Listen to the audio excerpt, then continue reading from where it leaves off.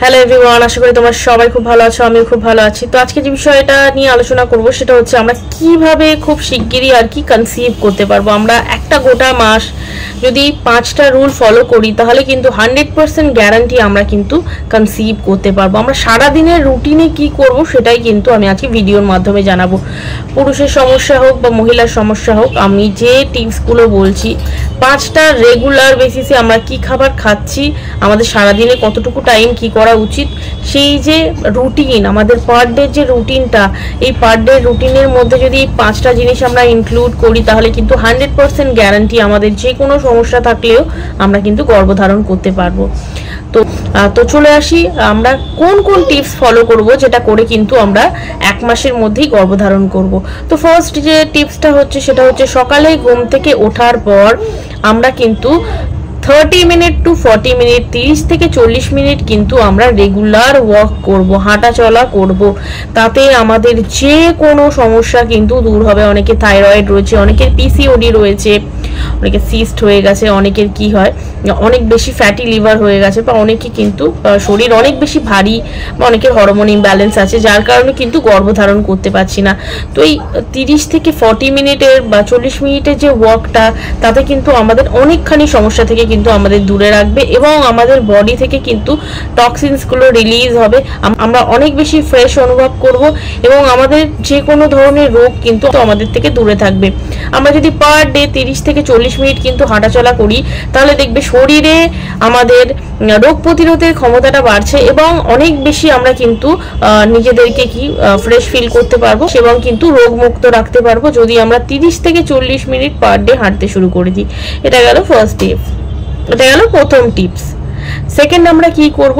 Second আমরা regular আমাদের যে খাবার রয়েছে সেই খাবারের দিকে লক্ষ্য দেব যে আমরা কোথায় ভুল করছি। আমি সবসময় বলেছি যারা গর্ভধারণ করতে চাইছো তারা কয়েক মাসের জন্য অন্তত ডায়েটে চলে যাবে, কারণ খেতে সবাই ভালোবাসে, বিরিয়ানি, পোলাও, চাপ প্রত্যেকে খেতে চায়, কিন্তু যখন আমরা গর্ভধারণ করতে চাচ্ছি আর সেটা আমরা পাচ্ছি না, সেটা আমাদের জন্য কতখানি কষ্টের সেটা প্রথমে যদি মনে করে নাও যে আমরা কতখানি কষ্টে রয়েছি যে আমরা গর্ভধারণ করতে পারছি না, কেন পাচ্ছি না। তো এই যে কষ্টটা, সেই কষ্টটাই কিন্তু এনাফ আমাদের জন্য যে আমাদের পছন্দের খাবারগুলোকে দূরে সরিয়ে রেখে যেগুলো আমাদের জন্য ভালো, যেই খাবারগুলো খেলে আমরা গর্ভধারণ করতে পারবো সেই খাবারগুলো আমরা খাবো। ময়দা, রুটি, পরোটা, ফাস্ট ফুড, সন্ধ্যেবেলা যে ফাস্ট ফুডগুলো খাচ্ছি সেইটা, বা চা, এগুলো অনেকখানি আমাদের জীবন থেকে দূরে সরিয়ে দেবো, কয়েক মাসের জন্য সরিয়ে দেবো। আমি সবসময় বলেছি প্রেগনেন্সিটা এসে গেল, বাচ্চাটা হয়ে গেল, দেন আমরা যা ইচ্ছা তাই কিন্তু খেতে পারবো। তখন কিন্তু বাচ্চা যাতে দুধ খেতে পারে তার জন্য কিন্তু বেশি বেশি করে খাওয়ানো হয়। তো সেই সময় কিন্তু যা ইচ্ছা তাই খেতে পারবে। আপাতত কয়েকদিনের জন্য কিন্তু ডায়েট ফলো করতে হবে। তার জন্য কি করতে হবে? বাড়িতে আমাদের যে নর্মাল ডাল, ভাত, ডিম, আমরা চেষ্টা করব যতটা ননভেজ না খাওয়ার, কারণ অনেকের কি হয় হরমোন ইমব্যালেন্স থাকে, তার উপরে যদি আমরা বারবার ননভেজ খাবার খাই, মাছ মাংসটা বেশির ক্ষেত্রেই কিন্তু যদি আমরা ডিম, মাংস এগুলো খেয়ে থাকি তাতে কি হয় আমাদের শরীরটা কিন্তু অনেক বেশি গরম হয়ে যায়, যাতে কিন্তু হরমোনগুলো আরো ইমব্যালেন্স হয়ে যায়। তো আমাদের কি দরকার সেই সময় একটু ঠান্ডা জাতীয় জিনিস খাওয়া, বা আমরা সেই সময় কি করতে পারি একটু শাকসবজির দিকে, একটু গ্রিন ভেজিটেবলস, একটু ফ্রুটস ডায়েটের মধ্যে এগুলো ইনক্লুড করতে পারি। আমরা নর্মাল ভাত, ডাল, সবজি এগুলো খাওয়ার চেষ্টা করব যাতে কিন্তু আমাদের শরীরটা অনেক বেশি হেলদি থাকে, কারণ মা যত হেলদি হবে বাচ্চা কিন্তু ততই হেলদি হবে। তাই প্রথমে কিন্তু প্রেগনেন্সির জন্য যে মা তাকে কিন্তু হেলদি থাকতে হবে, তার জন্য আমাদের ডায়েটে কিন্তু ইনক্লুড করতে হবে সমস্ত হেলদি খাবার, যেগুলো খেলে কিন্তু মা হেলদি থাকবে। মানে আপনি যদি হেলদি থাকেন আপনার বাচ্চা কিন্তু নিশ্চিতভাবে হেলদি হবে এবং আপনি কিন্তু খুব শিগগিরই গর্ভধারণ করতে পারবেন। তো তার জন্য কিন্তু আমরা ফাস্ট ফুডকে দূরে সরিয়ে রাখলাম, কোল্ড ড্রিঙ্কস, ফাস্ট ফুড, যারা স্মোকিং করে স্মোকিং থেকে বিরত থাকবেন।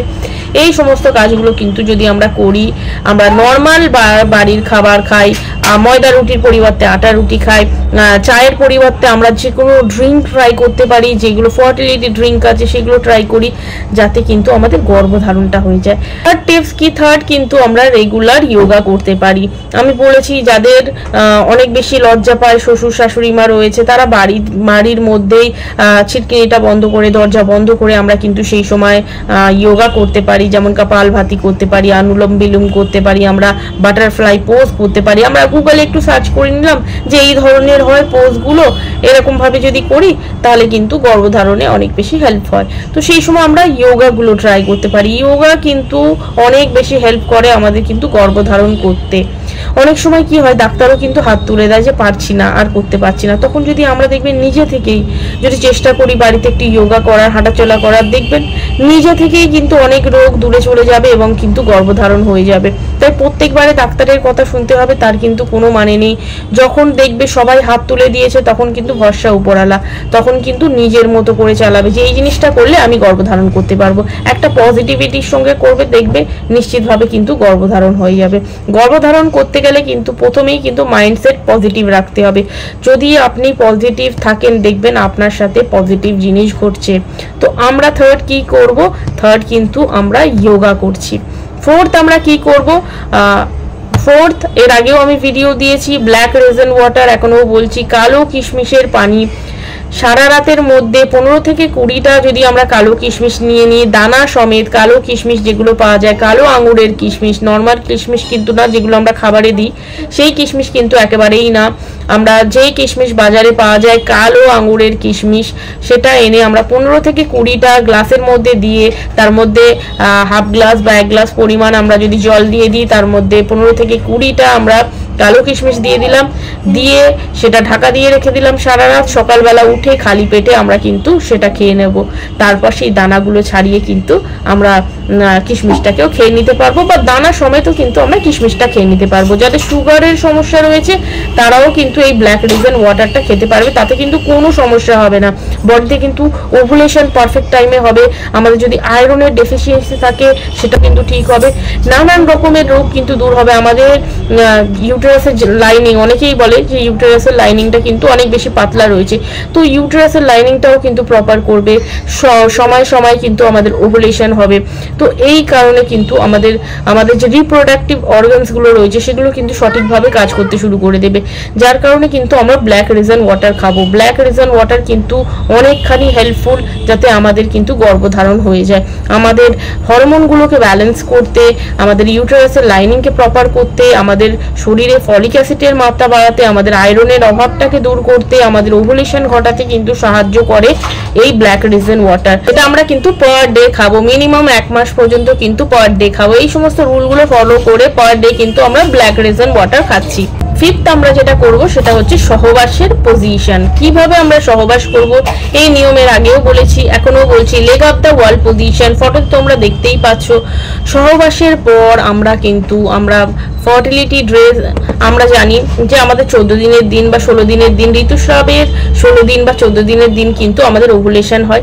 সেই সময়টা কিন্তু আমাদের ফার্টাইল পিরিয়ড, মানে সেই সময় যদি আমরা সহবাস করি আমরা কিন্তু গর্ভধারণ করতে পারবো। একদিন ছেড়ে ছেড়ে আমরা কিন্তু আমাদের যে মেল পার্টনার বা স্বামী রয়েছে তার সঙ্গে সহবাস করব। এই যে সহবাসটা হয়ে গেল, সহবাসের পরে আমরা মিনিমাম 15 মিনিট কিন্তু পাটা ওপরের দিকে করে দেব। মিনিমাম 15 মিনিট আমরা আমাদের পা দুটোকে দিয়ালে যেমন পজিশনে দেখতে পাচ্ছ ফটোতে, ঠিক সেভাবেই কিন্তু পাটা ওপর দিকে করে রাখবো। এরপর যদি আমরা সেটা করে রাখি, আমরা সবাই জানি, প্রচুর কমেন্টসও দেখতে পাবে যে leg up the wall position করে কিন্তু গর্ভধারণ করেছে। এটা কিন্তু নিয়ম, একটা ট্রিক যেটা আমরা অ্যাপ্লাই করে কিন্তু গর্ভধারণ করতে পারবো। তো ফিফথ নাম্বার টিপসটা কিন্তু খুব ইম্পর্টেন্ট টিপস, যেটা কিন্তু ফলো করে প্রচুর মানুষ গর্ভধারণ করেছে। আশা করছি তোমরাও করবে। তো ফিফথ নাম্বার টিপসটা ফলো করে leg up the wall position, মানে 15 মিনিট ধরে আমরা যদি পাটাকে উপরের দিকে করে রাখি, তারপর আমরা নর্মাল পজিশন করে নিতে পারি, নর্মাল পজিশনে আমরা শুয়ে পড়তে পারি। এটা যদি আমরা টিপসটা ফলো করি তাহলে কিন্তু আমরা গর্ভধারণ করতে পারবো, 100% কিন্তু আমরা গর্ভধারণ করতে পারবো। আমি যে কটা টিপস দিলাম ওই 5টা টিপস যদি আমরা প্রপার 1 মাস ফলো করতে পারি, ইনশাল্লাহ আমরা নিশ্চিতভাবে কিন্তু গর্ভধারণ করতে পারবো।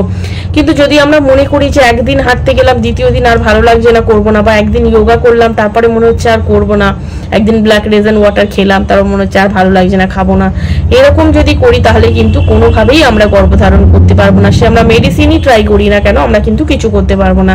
মনোবল কিন্তু সব সময় জোরদার রাখতে হবে, পজিটিভিটির সঙ্গে যে কোনো কাজ করতে হবে, যেটা যদি আমরা করি তাহলে কিন্তু আমরা গর্ভধারণ করব, এই ধরনের মনোভাব কিন্তু রাখতে হবে। এই 5টা টিপস যদি আমরা পার ডে ফলো করি, একটা গোটা মাস ফলো করি, নিশ্চিতভাবে কিন্তু আমরা গর্ভধারণ করতে পারছি।